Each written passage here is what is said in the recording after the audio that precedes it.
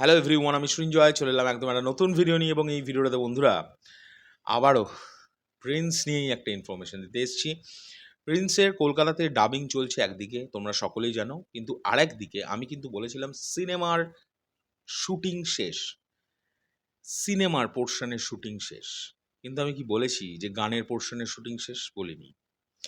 So আজকে একটা special গানের শ্যুট হচ্ছে কলকাতাতে, এবং যেটাতে তাসনিয়া ফারিন তিনি পারফর্ম করবেন।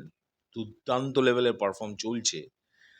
সকাল ৯টা থেকে শুটিং স্টার্ট হয়ে গেছে, এবং এই শুটিংটাতে আই হোপ সো, আমার যদ্দূর ধারণা, এটা আমি শিওর নয়, কিন্তু এখনও শিওর হলে আমি ইনফরমেশন দিয়ে দেবো।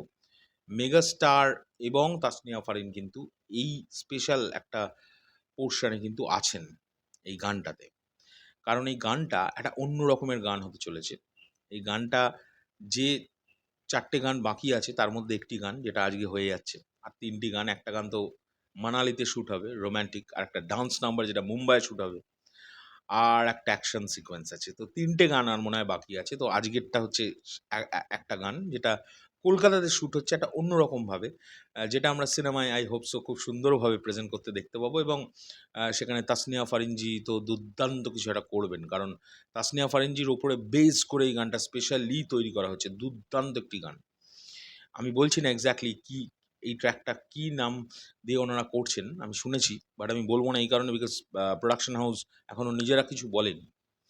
তো এই হলো বিষয়। আর উল্টো দিকে আজকেও চলছে ডাবিং। ডাবিং এখনও শুরু হয়নি। আমার ভিডিও যখন গেছে, এটা ১১টার ভিডিও হিসেবে আমি বানাচ্ছি। আমার মনে হয় ১১টা থেকে ডাবিং হবে না, দুপুরবেলার দিক থেকে ডাবিং হওয়ার কথা, এখন জানি না।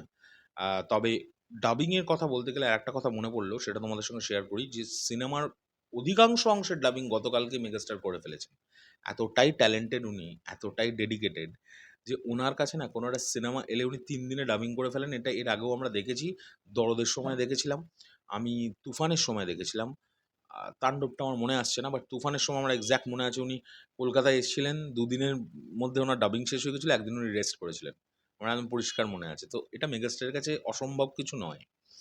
মেগাস্টারের কাছ থেকে এইগুলোই তো মানে শিখবার, নতুন যারা সিনেমা করছে, যারা অভিনেতা হবে বলে ভাবছে, তাদের কাছে এইগুলোই হচ্ছে ইন্সপিরেশন।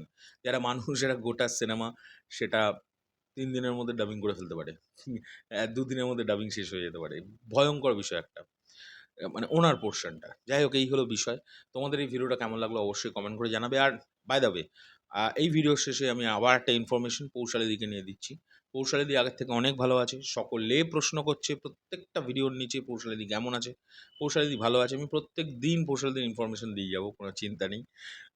অনেক ভালো আছে আগের থেকে। তোমরা ওর পেজ থেকে, ও কিছু রিঅ্যাকশন করছে উইদাউট ভয়েস, আবারও রিপিট করছি।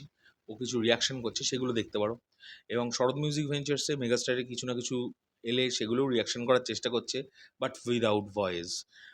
তো সেটা একটু মানিয়ে গুছিয়ে নাও। এই কদিন আমাকে একটু সহ্য করে নাও। দিদি আসছে, খুব তাড়াতাড়ি আসছে, আমি শিওর। এখনকার জন্য চললাম, পরবর্তী ভিডিও খুব শিগগিরই দেখা হচ্ছে। টাটা।